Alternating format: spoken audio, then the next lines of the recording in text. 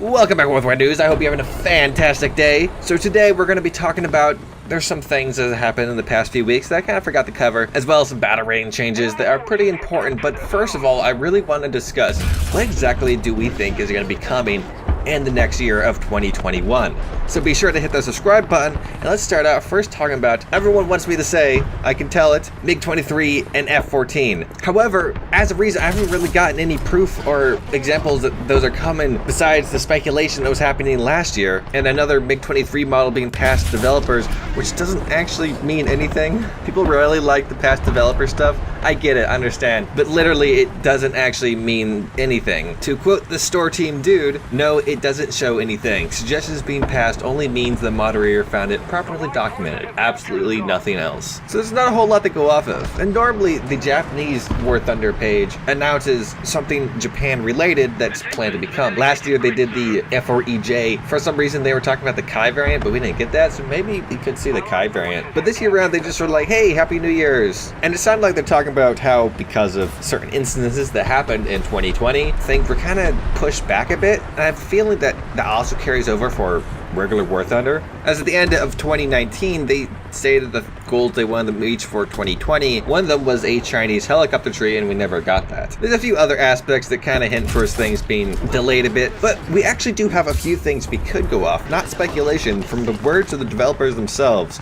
But it's unfortunately in Russian, so I can't confirm 100% that this is what they're saying. But during the 2.3 Russian dev server live stream, around 34 minutes and 16 seconds, they were showing off the A7D and had mentioned that they plan to add in the next coming year guided underground ordnance. Пока нет управляемого оружия того, которое могло использоваться на этом самолете. Но как бы мы много раз говорили, что мы постепенно вводим новый тип управляемого оружия, вводим постепенно. То есть не просто вот самолет ввели, значит, ему обязательно надо дать. Но это также не значит, что самолет никогда его не получит. Поэтому да, мы знаем и про Мэверики, и про другие типы оружия, и про управление бомбы. Да. То есть в этом обновлении вот он будет с таким сетапом вооружения. Но со временем, я думаю, что да, добавятся и Мэверики, скорее всего, и бомбы управляемые, все остальное. Но это уже будет уже в следующем году, скорее всего. Понятно, что это будет добавляться сразу так же, как новая фича, нескольким нациям, да, разным машинам.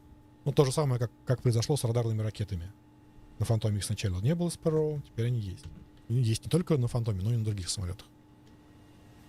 Or at least that's what the Russians are saying. I don't know Russian, so I can't confirm myself. I put on the YouTube auto-translate subtitles, and it kind of sounded like they were talking about guided underground missiles coming next year. But knowing that auto-generated subtitles, even on English videos, can get a little weird, you can't really use that as proof of anything. But if they did start adding underground ordnance, then some of the other rumors that we've been hearing would make some sense. And especially with the up-and-coming MiG-21 PFM, which has laser-guided bombs, perhaps that's hinting towards what we could see in the future is more ground-pounding jets at top tier. And if a MiG-21 is now open for event vehicles, perhaps new jets are to be added soon. Now, I don't want to say that for sure, because we could go for quite some time with still having the current top-tier meta. Naval needs some action. Sweden, China, and France don't have their trees yet for it. China needs some helicopters as well as Sweden. The Swedish and Chinese trees could use some more tanks, and China itself could use some more top-tier jets. Not ones that are breaking the current meta, but just ones that fit it. A lot of things to be added. Will those things sell as well as, say, a premium YA9? Probably not, but we don't have to jump directly towards super megasonic jets. Though, if you do want to speculate about super megasonic jets, here's some food for thought. This is pure speculation, mostly here for a joke. But remember back in, I think it was 2018,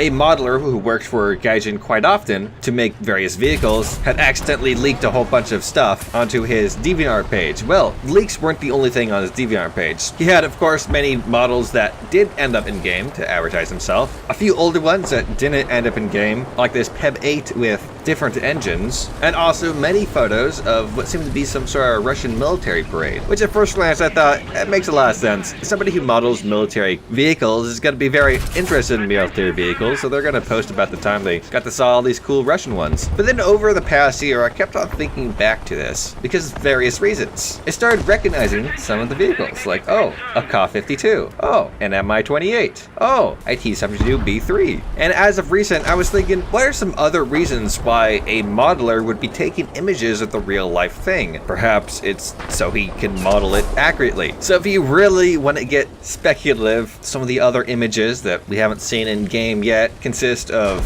various flatbed trailers. None of them match the premium flatbed trailer that we have in game. Some sort of very long artillery piece, but also a MiG-31, an Su-35, a MiG-29, an Mi-8, and an IL-2. Like, once again, I wouldn't say, oh, this is confirming these vehicles or anything, but it would be hilarious if we did somehow see some of these fall into game. Ideally, that artillery piece, it looks pretty cool. And Mi-8s are pretty cool helicopters, although Russia doesn't exactly need more helicopters right now. But honestly, I don't know if you could even pay me to believe that Su-35s and MiG-29s are coming anytime soon. MiG-23 is already a stretch. Some predictions that would be a bit more on the level of we know of leaked models from the same guy. There was, of course, the F-8 Crusader, one for France and one for the United States, would be quite fitting now that we have the Corsair. Another thing that we could anticipate is the Puma IFE for Germany, as a model for that was leaked with a big old War Thunder logo in the corner, and it's been almost a year since the model was leaked. Now, they might have concerns, as apparently it has fire and forget ATGMs, though actually wouldn't it technically be the first fire and forget ATGMs, as we have the Chrysanthema. Now, for a few more down-to-earth ideas going about, starting off, it's possible you can see a new tank map, as in the background of the ASRAD step card, you can see some big hilly locations that doesn't seem to match up with any other map we currently have in game. There's also found in the CDK a map layout that looks like it could match that location. And a few other things to anticipate for the upcoming patch. Typically around this season we have another event, probably going to be another World War mode event. I wonder how that one is going to go down. Hopefully they change it, because last time I heard people still didn't like it, though it was better. So perhaps it's improving, though Gaijin does have a track record of not actually improving anything and just re-releasing things, like with Naval EC, they hardly change anything. Then probably just the usual holiday stuff till we finally get to next patch, probably in like March or something. I really wonder what the April Fool's event is going to be. That's the real interesting part, because they always use that to kind of test something. Not necessarily. Last time around it was testing the new missile mechanic of having a red box around it instead of telling you the missile's locked. So it might be just something small like that. It could also be something big. Maybe we're gonna see MiG-31s, but as April Fool vehicles, not necessarily in game just yet. Something also to anticipate is a second season of the Battle Pass. The Warbond shop only has 44 days left on it. I'm guessing that's when another season comes. It's also possible that that is just going to reset the Warbond shop. But even if it is just a reset of the Warbond shop, a second Battle Pass is something to eventually happen. And I wonder what direction they're going to take with that one. So far, all of the vehicles in this Battle Pass have been in some way disappointing. The Matilda Hedgehog blows up if you sneeze at the rockets. The Polish boat is a G-class with one less turret, yet a higher battle rating. The T-10A, it's alright.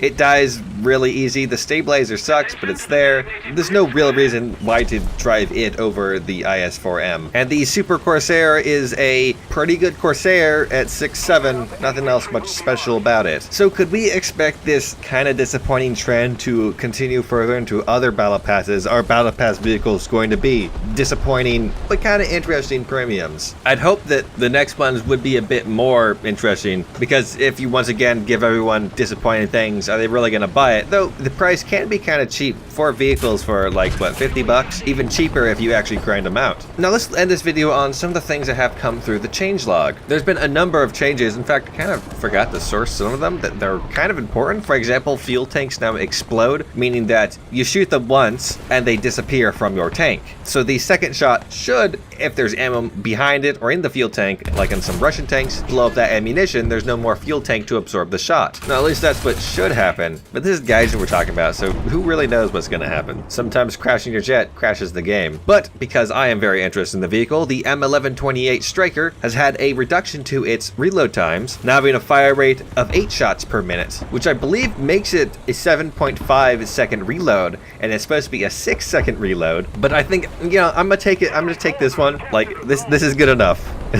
I'm concerned if we push Gaijin further, they're gonna do something else. Speaking of doing something else, the Harrier G1 has been moved from 9.7 to 10.0. This is the British premium Harrier, armed with the Schwarms. In general, this is a good thing. However, there is quite a lot of outrage, perhaps it's just a vocal minority, that they had bought a 9.7 premium OP plane, and now it's being put up to 10.0, and so it's going to be less OP, and they are angry about that. First of all, don't buy things because they're OP.